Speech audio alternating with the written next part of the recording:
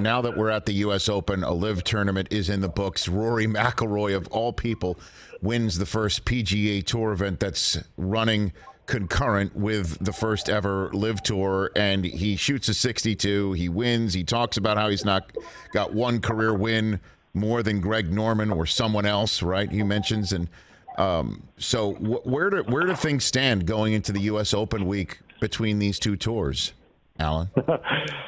It's not quite civil war, but it's heading in that direction. I mean, I personally love the bitchiness and people throwing shade. Like, it's just funny. It's supposed to be such a genteel sport, but it's not shaping up that way. I mean, it's entertaining.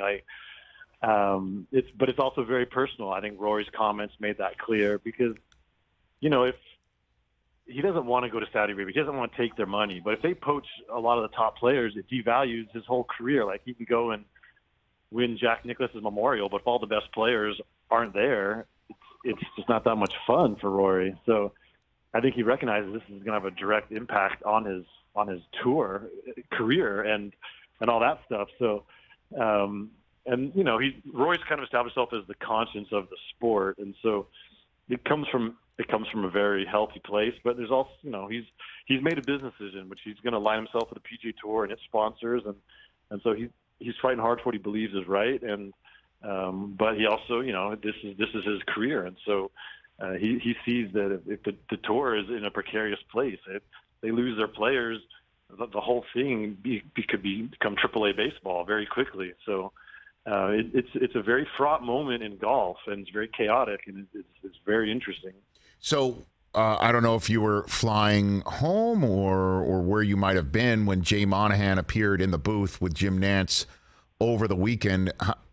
How do you feel, and I guess what's the general sense as well there at the Open amongst you and your colleagues and the players you're talking to, how Jay Monahan, the PGA Tour commissioner, is handling everything?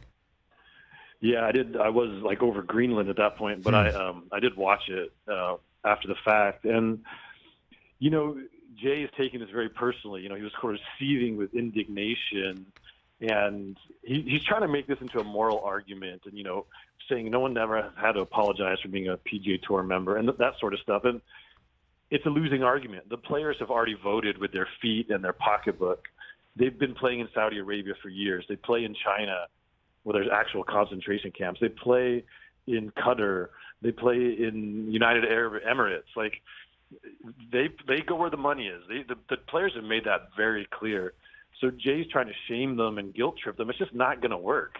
But he doesn't seem to understand that. And he's been outmaneuvered and sort of outfoxed at every turn. Now, he doesn't have the artillery. I mean, if this is becoming a bidding war, which it is, he can't compete with the Saudis. But, I've been saying this for a while, and I think last week made it very evident. The tour is already lost. The sooner they admit that and concede defeat and swallow their pride, the better they are going to be. Because Monahan has said he won't even take a call from Norman or any of the Saudi folks. That's just prideful. I mean, that's bad business, because the LIV Tour is happening, and it's gonna succeed. And the tour can either be relegated to second tier status, or the smart thing to do is just forge some kind of strategic alliance. That's their favorite term. They did it with the European Tour already.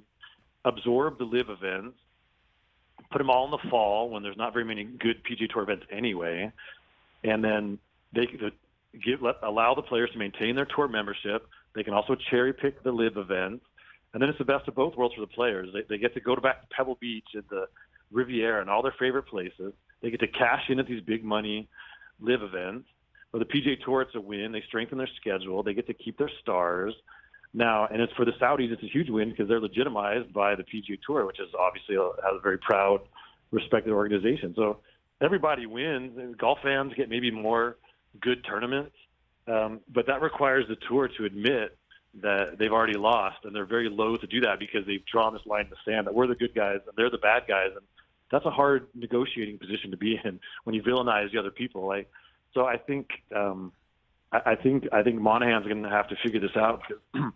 Here at the Country Club in Boston, there's a lot of talk about who's going to jump next to the Saudis, and there's a lot of great young players who are now in that conversation. And the first wave where these old timers on the downside of their career decide to go to the LIV Tour, and the tour could spin that like, well, they're just riding off into the sunset. But Bryson DeChambeau is still a young guy who's not even in his prime, and if you lose a Colin Morikawa and a Xander Schauffele and some of these other young talent, the PGA Tour has a huge problem. So this is a very important crossroads that Monahan is at, and he's going to have to take a different tack because what he's doing is not working.